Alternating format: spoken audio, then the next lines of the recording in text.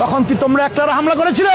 BTV ওই বিটিভিতে আমি নিজে ছিলাম, সেটা আমার বনশ্রী বাসা হওয়াতে ওখানে বিএনপি, জামাত, শিবির, ছাত্র জনতা সবাই ছিল। মেট্রো রেল স্টেশন সহ যেদিন আমাদের যে মেট্রো রেলে হামলা করেছিল, তোমরা কি একলারা করেছিলে? নরসিংদী কারাগার হামলা হয়েছিল, তোমরা কি একলারা করেছিলে? ওখানেও সবাই অংশগ্রহণ করেছিল। তখন আমাদের এই সম্মিলিত আন্দোলনের ফসল ছিল এইসব, এগুলা তখন সাবোটাস নয়, এগুলা ছিল আমাদের নৈতিক। সেতু ভবন বনানী, আমি সেতু ভবনের ছাত্র আন্দোলনে মূল ভূমিকা রাখি। আমি সেতু ভবনে ওইখানে হামলাও চালাই, পুলিশ ভিতরে ঢুকার পরে আমিও হামলা চালাই ওখানে আমি উপস্থিত ছিলাম এবং আমার ফুটেজ আরটিভিতে আপনাদের দেখাই, ভিডিও দেখাই। আমি সেই সজল, আমি হাসিনার পতনের মূল ভূমিকায় সজল আমি। এই যে আমার ভিডিও, এই যে এটা হচ্ছে ৭১ টেলিভিশনের, এই যে আমি, আর এই যে আরটিভিতে সেতু ভবনের ফুটেজ, এই যে আমি, এই যে এটা আমি কিং সজল। আইন যদি মানতে যেতাম তাহলে কিন্তু এই বিপ্লবগুলো হতো না। মেট্রো রেল, যদি মেট্রো রেলে আগুন না দেওয়া হতো, যদি পুলিশদেরকে না মারা হতো, তাহলে বিপ্লবটা এত সহজেই অর্জিত হতো না, কিংবা ফ্যাসিবাদের পতন নিশ্চিত করা যেত না। যদি মেট্রো রেলে আগুন না দেওয়া হতো, যদি পুলিশদেরকে না মারা হতো, তাহলে বিপ্লবটা এত সহজেই অর্জিত হতো না, কিংবা ফ্যাসিবাদের পতন নিশ্চিত করা যেত না। আমি নিজে পুলিশের সাথে মারামারি করেছি, পুলিশের গায়ে হাত দিয়েছি। এখন যদি কোনো মতে যদি শেখ হাসিনা ফিরে আসে, সে আর জোর করে কিছু করা লাগবে না, সে রাষ্ট্রীয় নিয়মে আমাকে ফাঁসি দিতে পারবে। বিচারের জন্য আন্তর্জাতিক অপরাধ ট্রাইব্যুনালের এজলাস কক্ষ ডিজিটাল প্রযুক্তিতে সমৃদ্ধ করা হয়েছে।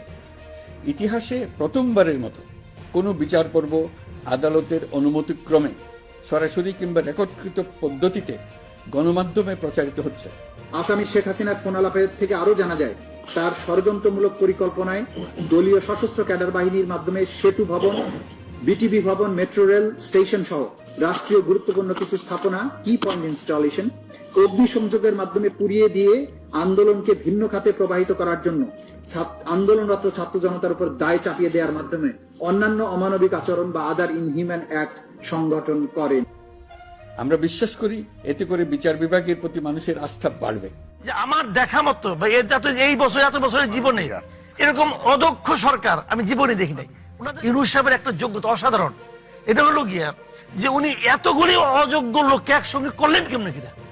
এখন হলো এই সরকার এতই অদক্ষ যে পক্ষপাত দুষ্টতা দেখাতে গেলেও তো এক ধরনের দক্ষতা লাগে।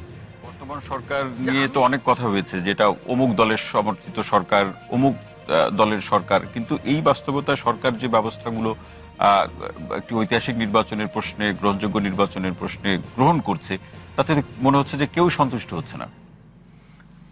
আমি তো দেখি না আসলে, আমি তো কাউকে বলতে শুনি নাই যে আমরা খুব সন্তুষ্ট।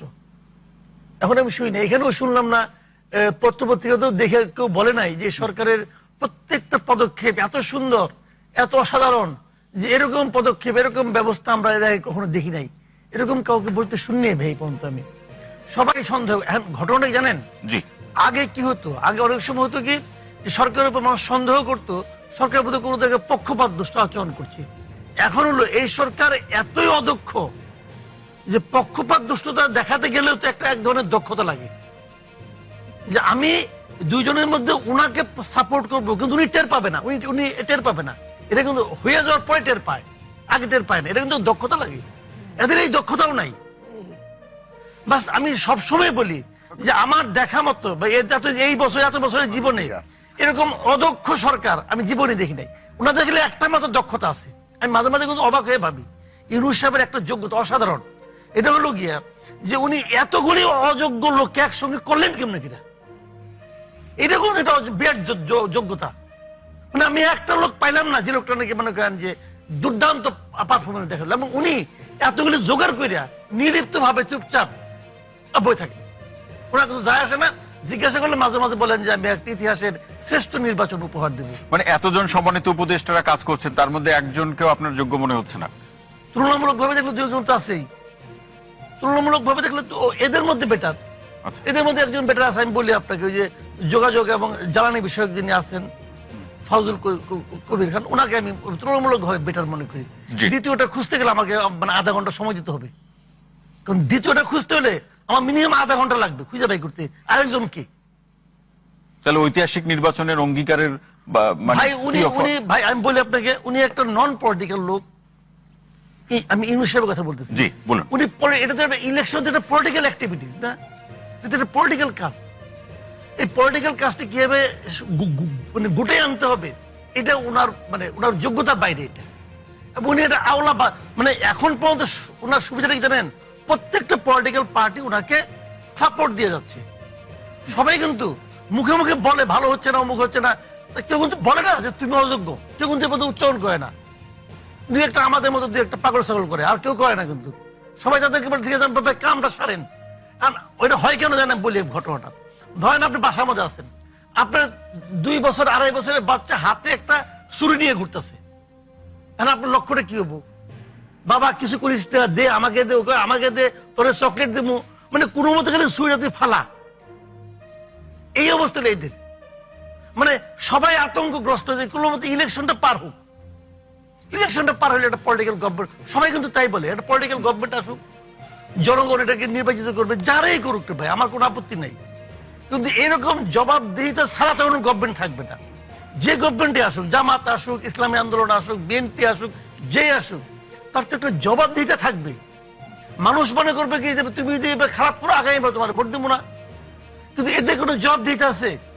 কোন একজন উপদেষ্টাকে দেখছেন পর্যন্ত বলতে পাবলিকের কাছে তার জবাবদিহিতা আছে? ওনাদের একজন স্পোক্স পারসন আছে, বলে কি আমাদের সবকিছু করার ম্যান্ডেট আছে। কোত্থেকে কয়, কিভাবে কয়, তার কোনো উত্তর নাই। ওরা নাকি সবকিছু করার ম্যান্ডেট আছে। ওনার কি করার ম্যান্ডেট আছে ভাই? তো এগুলো যারা বুঝেও না জিনিসটা, লজ্জাও পায় না।